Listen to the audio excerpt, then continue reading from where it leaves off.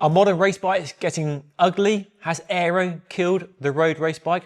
The Tour de France is the biggest showcase for bike manufacturers and bike brands to showcase the world's fastest and sometimes most questionable road bikes. At the Grand Départ in Lille last weekend, I got up close and personal to quite a few pro bikes.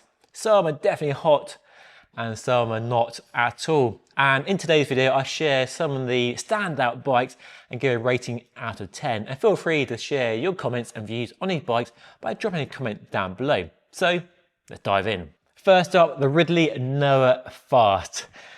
Proof, I think, that Aero has gone too far and maybe the UCI need to revamp their rulebook around what is allowable just to retain how a bike should look. To me, to my eyes, does not look good at all. Man, is that a hideous looking bike, that front end.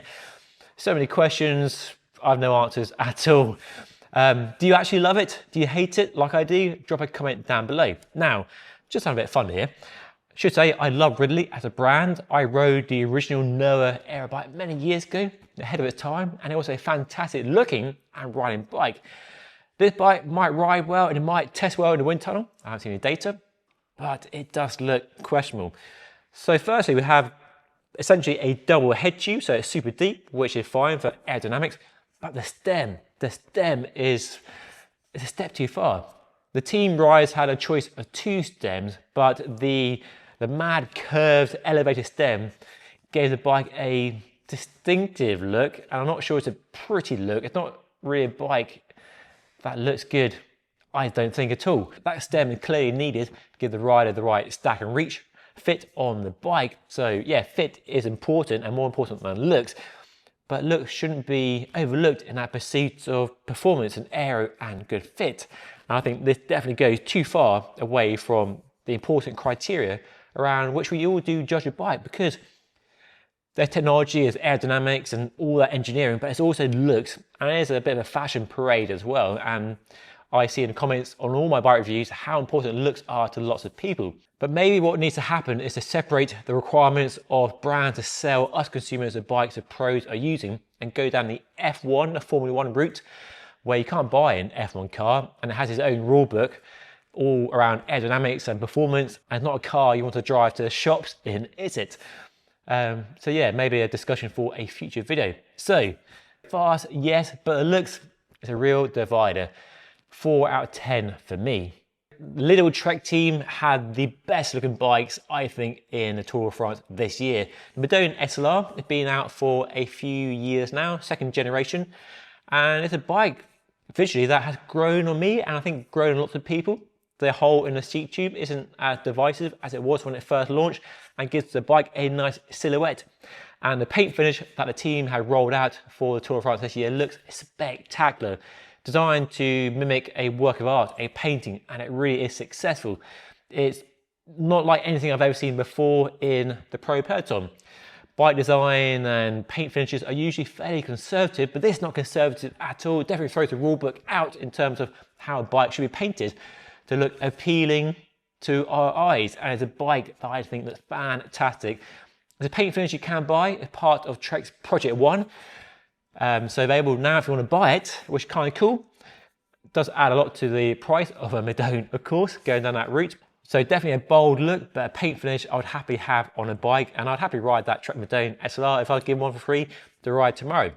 So the Madone SLR, a polarizing bike, maybe more polarizing with the paint finish, but it evolved into something striking and distinctive, and a bike that I think stands out really well. So for me, 8 out of 10. Now, Merida does make great bikes. Sadly, not available in the US, but in the UK and Europe, they offer fantastic value for money, like giant canyon sort of level of value. Great performance, great design, and they do ride really well, but they don't have the desirability of our brands, and the team bikes don't help that at all. They were among the most boring, mundane, reserved looking bikes in the pro peloton that I saw at the Grand Départ in Lille. So when it comes to desirability, these bikes aren't really doing it at all. But underneath the paint, they are great bikes, as I said before, and there is a new Reacto in the works by the looks of it. But yeah, I think Merida have played it too safe. And I think to make their brand and the bikes more desirable, they need to be more bold with their paint finishes like Trek done with that Madone SLR. So functional, but definitely not desirable, and it's a 6 out of 10 for me. Who doesn't love some rainbow stripes on a bike? Well, if you're world champion, yes you do, but for us mere mortals, not a bike we can ever ride or hope to own. I mean, you could buy it, but would you ride a world champs liveried bike? I'm not so sure. There have been lots of fantastic and some terrible world champion celebrating paint finishes on road bikes over the last few decades. And I think this one is definitely up there with the better ones, but not the best. It's kind of cool. I like the approach you're taking. It's not too in your face, it's not too conservative either, and it does look pretty stylish. But for me, it's a bike that deserves more style and more flair to reflect the dynamic and exciting way that Tadej does race. So for me, 7 out of 10. How do you make a cool bike, the Tarmac SL8, look boring? Paint it black. I'm not really a fan of black bikes. The one behind me, yeah, they look okay. I know people like black bikes, but they look a bit boring, don't they? And I'm over the whole black, stealth, murdered out look we've had for the last few decades. And while the Soudal Quick Step team have gone this route to keep the bike as light as possible, because a thin layer of black paint over carbon is the lightest approach, barring bare carbon finish. It's definitely lightweight and saves weight and gives him the performance gains he will need in the mountains, but it does create a boring looking bike. And it does have more flamboyant paint finishes to celebrate his Olympic success in his stable of bikes, but that paint has weight. So for me, it makes it a rather dull looking bike. And those raw carbon chainrings that Tadej had made popular, now Remco is copying. Yeah, lightweight and pretty cool, but they are more 1990s than next gen for me. I'm not really a fan of them at all. So the bike, technically brilliant, lightweight and aero, but visually underwhelming. So for me, it's a 6 out of 10. Sorry, Remco.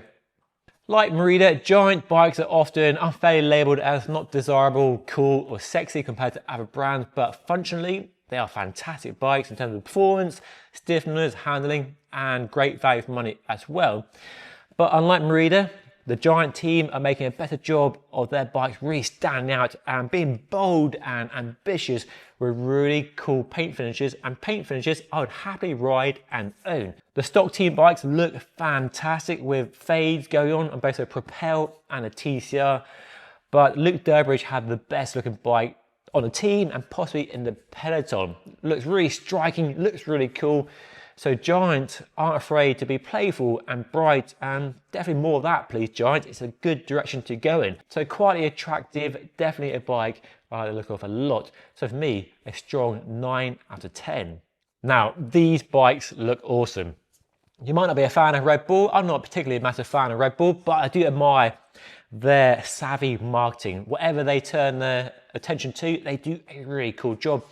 I've done a fantastic job of the paint finishes on these bikes with the application of the iconic Red Bull logo around the head tube, and compared to the rather dull Specialized Tarmac SL8 that Remco racing, these bikes look fantastic and are one of the standout bikes in the pro peloton in my humble opinion.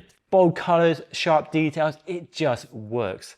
And honestly, I'm into a new Bora kit too. That stripy jersey, groundbreaking, it looks fantastic. It's unlike anything I've seen in a long time. So not afraid to break the conventional rules around cycling kit. So for me, a strong 9.5 out of 10. Yeah, strong rating.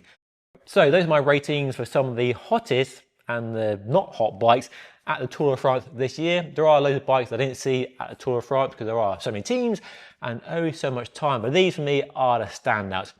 Let me know what you think of the bikes and my ratings and how you disagree or agree and what bike you think is the bike you would ride if you ride a Tour de France this year. That's all for today.